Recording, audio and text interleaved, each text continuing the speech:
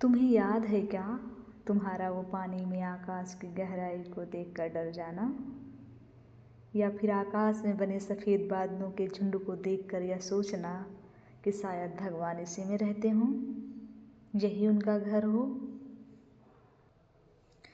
मुझे तो अपना बचपन कुछ ऐसे ही याद है कि बुखार में लेटे हुए घर के छत पर पुरानी पेंटिंग और धुएं की कुछ आकृतियाँ ऐसी बन जाती थीं, क्योंकि बारिश के मौसम में छत रिसता था तो वो धुआं और रंग मिलकर स्वतः ही किसी आकृति को बना देते थे, जो किसी कीड़े या कुछ ऐसे ही प्रतीत होती थी।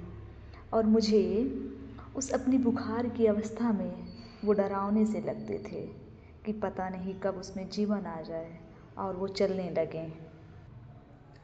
और ऐसा लगे भी क्यों ना, क्योंकि हमें जीवन ऐसे ही क्योंकि हमने जीवन ऐसे ही बनते देखा था। कहीं पर से ही जीवन उत्पन्न हो जाता था, चाहे सिर के बाल में जू का उत्पन्न हो जाना या बारिश के मौसम में बहुत सारे कीड़ों का अपने आप उत्पन्न हो जाना, जैसे केचुआ, मेढक, ऐसे ही न जाने कितने जीव। तो मुझे ये सोचना, तो मेरा ये सोचना कि उस छत पर बनी आकृति में जीवन क्यों नहीं आ सकता। पर अफसोस हमें हमेशा बताया गया कि ऐसा नहीं होगा।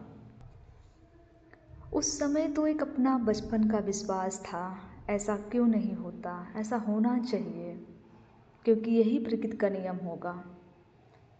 लेकिन अफसोस आज इस बात का नहीं कि ऐसा क्यों नहीं हुआ।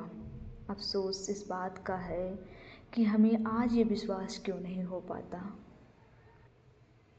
याद है ना वो पानी की टंकी में आकाश की ऊंचाई की परछाई देख कर डर जाना। मुझे नहीं पता ये बात कितनों ने महसूस की होगी, लेकिन मुझे बड़े अच्छे से याद है कि मैं उस गहराई को वास्तविक मान बैठती थी और पानी के अंदर जाना या नहाना मेरे लिए बहुत ही कठिन हो जाता था।